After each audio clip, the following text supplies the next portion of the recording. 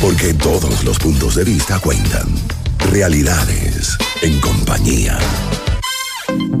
2:41 de la tarde, estamos de vuelta en compañía. Hace algunos meses conversábamos con un especialista, Alejandro de Cos, sobre el problema de agua de Ciudad de México, cómo la capital mexicana podría quedarse sin agua. Y pues resulta que meses después, hace unos pocos días, la capital mexicana se ha quedado sin agua. Y creo que, si no me equivoco, permanece con el servicio cortado por los problemas hídricos que presenta este urbanismo. Vamos a desarrollar el tema nuevamente con Alejandro de Cos, quien está con nosotros a través de Skype. Él es licenciado en Relaciones Internacionales por la Facultad de Ciencias Políticas y Sociales de la Universidad Nacional Autónoma de México. Es también maestro en Sociología por la London School of Economics y es investigador del proceso de urbanización del agua en la Ciudad de México. Alejandro, buenas tardes, bienvenido en compañía. Hola, buenas tardes. Muchas gracias por la llamada. Gracias por estar con nosotros, Alejandro. Un poco para recordarle a la audiencia qué es lo que ha estado sucediendo en Ciudad de México desde hace un tiempo, porque si bien ya habíamos conversado contigo y sabíamos que esto era una posibilidad, ya por más de 3 días México o Ciudad de México está sin agua. Sabemos que hay problemas de fondos, problemas de suministro, es decir, ¿qué es lo que está sucediendo o qué es lo que venía sucediendo que hasta ahora no se pudo prevenir o no se pudo frenar para que México o Ciudad de México no se quedara sin agua? Bueno, como conversábamos la última vez, el problema del agua en la Ciudad de México es un problema muy antiguo, digamos que viene desde su fundación, hace unos 500 años, entonces lo venimos arrastrando, digamos, desde mucho tiempo.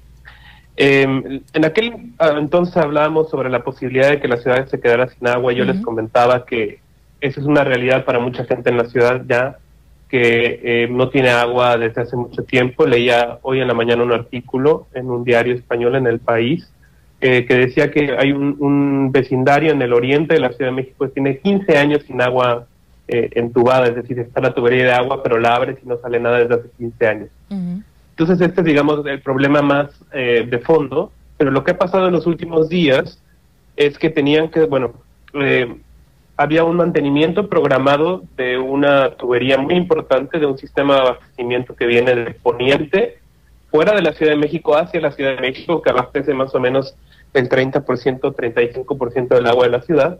El mantenimiento estaba programado, el corte estaba programado. Lamentablemente es algo que tenía que suceder para poder ampliar este sistema, que funcionara mejor. Y el problema fue, creo, 2 cosas. Una, que no se comunicó con suficiente anticipación o con suficiente claridad. Y el otro es que una vez que intentaron hacer el proceso de mantenimiento, se equivocaron. No lo hicieron bien. Y entonces, en lugar de ser un par de días sin agua, se está convirtiendo en un escenario en el cual va a ser muy probablemente más de una semana sin agua para 4 millones de personas en la Ciudad de México. Wow. La Ciudad de México tiene 8 millones de habitantes. La zona conurbada tiene 20, pero la ciudad en sí tiene 8, y digamos que es la mitad de la población de la ciudad sin agua por más de una semana, que es una locura. Ese ha sido el problema de la K invertida, que ha salido hoy en varios diarios, ¿no? Esta estructura que diseñaron, esta clase de tuberías, que fue mal colocada, ¿no? Tenemos entendido. Sí, exactamente. Esta K invertida, si la buscan en internet encontrarán, es literalmente una pieza que parece una gran K, y lo que iba a hacer era permitir que el mantenimiento futuro del sistema de aguas fuera mucho menos disruptivo. Lo que pasa ahora es que tienes 2 líneas de abastecimiento que vienen del poniente, de una zona que se llama Cutzamala, hacia la Ciudad de México, y cuando se hace el mantenimiento se tiene que parar por completo el agua, y después se puede volver a instalar, y poco a poco el abastecimiento vuelve. La acá lo que iba a hacer era permitir que funcionara una línea de abastecimiento separado de la otra, pero como bien dices, hubo algún problema, no se sabe si fue un problema en el diseño o un problema en el montaje, y el hecho es que instalaron la K invertida después de intentar adaptarla cortándole un pequeño cacho, y al final de cuentas no quedó bien y la tuvieron que desinstalar, y el proceso de desinstalarlo es donde el agua simplemente se ha terminado. Ahora bien, Alejandro, estamos conversando con Alejandro de Cos, que es investigador del proceso de urbanización del agua en Ciudad de México. ¿Quiénes son los 4 millones de mexicanos que están sin agua? Es decir, ¿qué mitad de la ciudad se queda sin agua? ¿Hay alguna distinción específica o ha sido meramente al azar?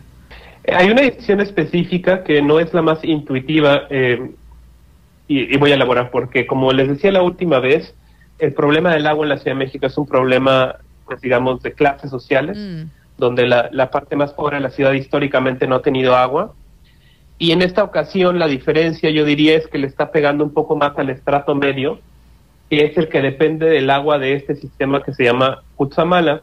El Cutzamala, como les decía, está al poniente de la ciudad, entonces está afectando desproporcionadamente a la gente que vive más hacia el poniente de la ciudad, aunque no solamente, porque al final el Cutzamala está conectado al norte y al suroriente de la ciudad. Entonces, está afectando a quienes ya han estado afectados siempre, las clases bajas en la Ciudad de México, y además está afectando a estratos medios de la población.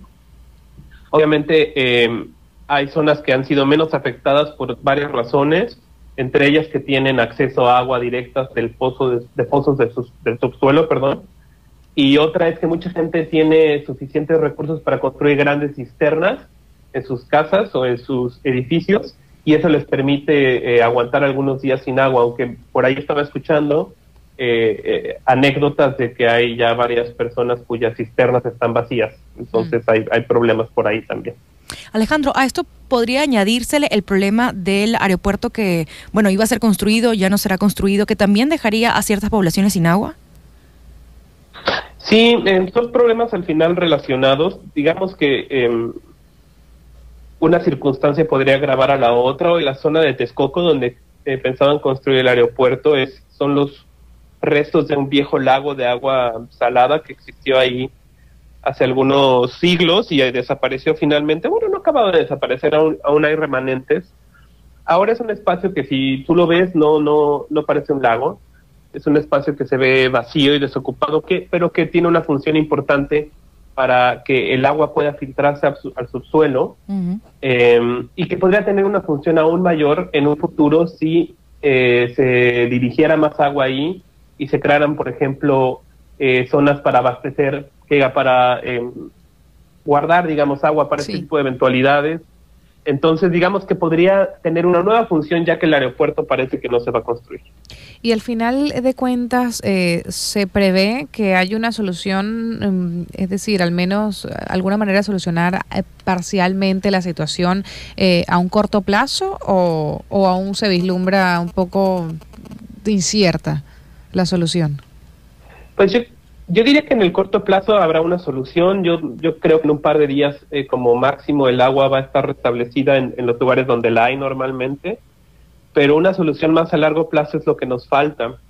Hoy leía un dato que es que para darle electricidad a este sistema Cutzamala, que bombea el agua 1,5 kilómetros hacia arriba, digamos, la Ciudad de México es muy muy alta, está casi a 3,000 metros sobre el nivel del mar, un poco menos, y el agua tiene que subir 1,5 kilómetros, es muchísimo, y la electricidad que se consume es el equivalente a lo que consume la ciudad de Puebla, también en México, que debe tener unos, no sé, 3 millones de habitantes.